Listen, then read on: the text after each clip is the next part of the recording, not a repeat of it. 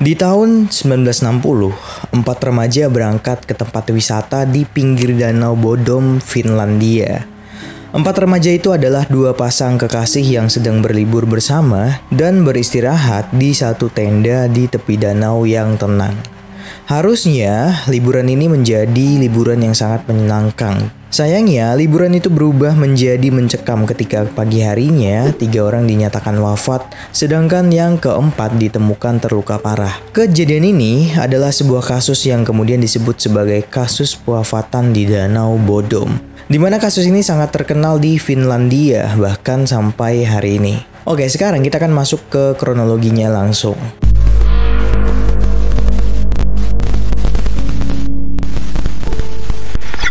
Jadi pada tanggal 4 Juni 1960, 2 pasang kekasih bernama Maila Ermeli yang berusia 15 tahun dan Anja Tuliki Maki dari Espoo, Finlandia berangkat untuk perjalanan berkemah dengan pacar mereka yang bernama Seppo Antero Weisman dan Nils Wilhelm Gustafsson yang berumur 18 tahun.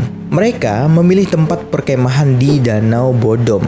Nah, singkat cerita, mereka pun datang pada sore hari. Selama perjalanan, kedua pasangan ini menikmati waktu mereka untuk berlibur di alam sambil pacaran dengan pacar mereka masing-masing dan ditemani pemandangan danau yang indah. Awalnya, perjalanan ini menjadi perjalanan yang menyenangkan sebelum terjadi sebuah tragedi di keesokan harinya. Nils Gustafsson satu-satunya yang selamat dari kejadian ini. Kejadian ini terjadi antara jam 4 pagi dan jam 6 pagi di tanggal 5 Juni 1960. Menurut pengakuannya, Gustafsson ini mengatakan bahwa ketiga temannya dikam dan dipukuli sampai wafat oleh orang tidak dikenal dari luar tenda. Serangan itu dilakukan bertubi-tubi dan membabi buta langsung dari atas dan pinggir luar tenda ketika keempat orang itu sedang berada di dalam tenda. Di mana serangan itu mewafatkan ketiga temannya seketika dan menyisahkan Gustafsson saja yang selamat. Walaupun begitu, Gustafsson ini mengalami gagal otak, rahang retak, dan beberapa tulang wajah patah.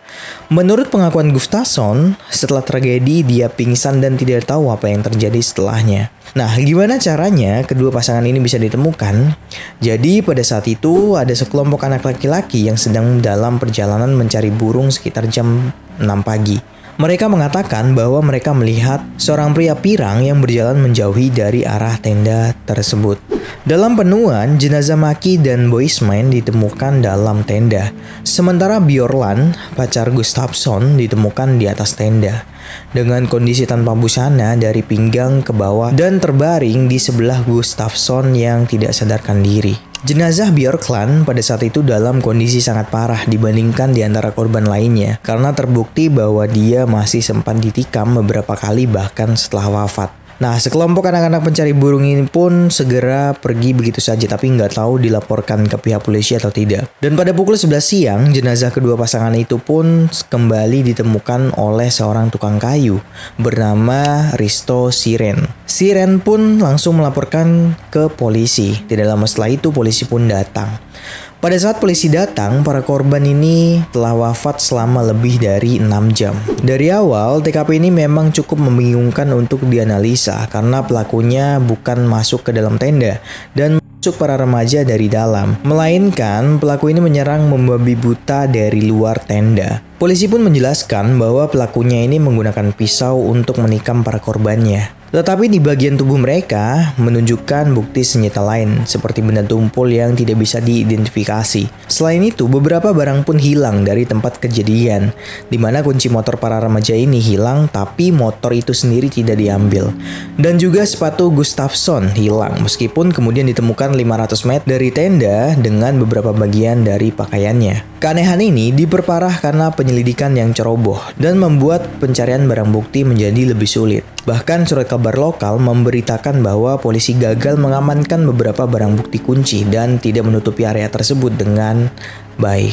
Hasilnya, polisi hanya mengevakuasi jenazah dan membawa beberapa barang saja.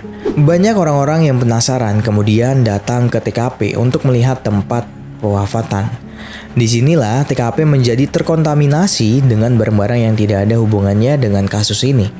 Untuk memperbaiki kesalahan mereka, polisi sempat meminta bantuan tentara untuk mencari barang-barang yang hilang. Sayangnya, kedatangan militer di tempat itu malah semakin merusak TKP dan sebagian besar barang tidak pernah ditemukan. Sebenarnya, polisi ini belum bisa menemukan pelakunya, tapi polisi tetap mengeluarkan laporan terduga tersangka atas kasus pewafatan tersebut. Tersangka pertama dalam pewafatan itu adalah Carl Valdemar Gistrom, yang dikenal masyarakat setempat sebagai penjaga toko di sekitar Danau Bodom, di mana ia terkenal sebagai orang yang cukup kurang waras karena tidak jarang ia merobohkan tenda dan melempari pejalan kaki dengan batu. Beberapa orang bahkan menyatakan bahwa mereka sempat melihat Gistrom meninggalkan TKP pewafatan, tapi tidak ada yang berani melaporkannya ke pihak berwenang karena takut kepadanya. Sayangnya, setelah Gistrom masuk ke daftar penyelidikan, dia sepenuhnya dicoret dari daftar tersangka. Karena 9 tahun setelahnya, Gistrom ini tenggelam di Danau Bodom, kemungkinan karena bundir. Dan tersangka kedua adalah seorang laki-laki bernama Hans Ensman, yang diduga merupakan seorang mantan mata-mata KGB. Nah, buat kalian yang belum tahu KGB ini memiliki kepanjangan Komitet Gosudarstvennoy Bezopasnosti, atau disingkat dengan KGB, adalah nama Badan Intelijen Uni Soviet. Diketahui ia tinggal di daerah tersebut dan selama bertahun-tahun telah hidup menjadi seorang penyendiri. Sebenarnya tidak ada bukti langsung yang menunjukkan bahwa Esmen ini memiliki kaitan dengan kasus pewafatan di Danau Bodom. Ia hanya pernah terlibat dalam KGB. Itulah yang membuat ia dicurigai dalam beberapa pewafatan yang serupa. Nah, di sisi lain, Rumah Sakit Bedah Helsinki telah melaporkan kepada polisi bahwa sehari setelah pewafatan terjadi, Hans Ensman ini diketahui mendatangi rumah sakit dengan kuku hitam kotor dan pakaian bernoda merah.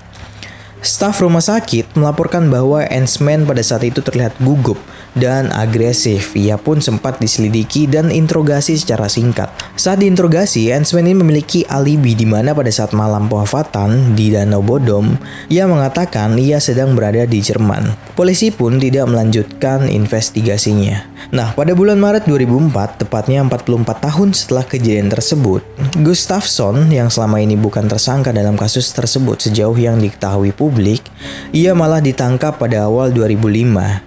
Biro Investigasi Nasional Finlandia menyatakan kasus tersebut telah diselesaikan berdasarkan analisis forensik baru.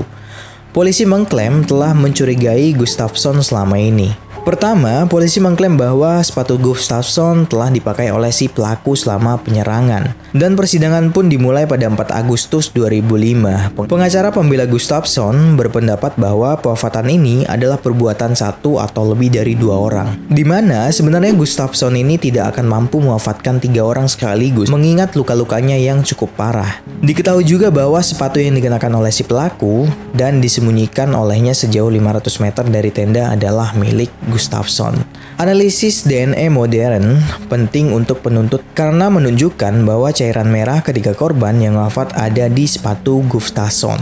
Tetapi cairan merah Gustafsson sendiri sama sekali tidak ada. Di sisi lain, penuntut mengatakan itu terjadi karena kurangnya darah Gustafsson di sepatu.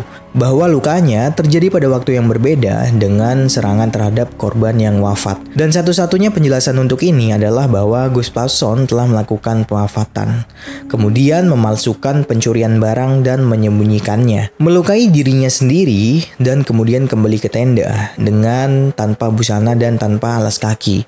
Ia berpura-pura tidak sadarkan diri. Pihak penuntut pun berusaha untuk memperkuat kasus mereka dengan menuduh sekelompok remaja pencari burung dan mengatakan bahwa Gustafssonlah pria pirang tinggi di tempat kejadian tersebut. Pembelaan tersebutlah yang kemudian membuat Nils Gustafsson dibebaskan 1 tahun setelah ditangkap. Ia dibebaskan atas semua tuduhan dan tidak dituntut atas pewafatan apapun. Meskipun hingga saat ini kecurigaan bahwa dia adalah pelakunya memang masih ada, tidak ada tersangka lebih lanjut yang dinyatakan oleh polisi sampai saat ini. Bahkan tidak ada juga bukti lebih lanjut yang ditemukan. Jadi menurut kalian siapakah pelakunya? Buat kalian yang tahu, komen di bawah, dan terima kasih sudah menonton.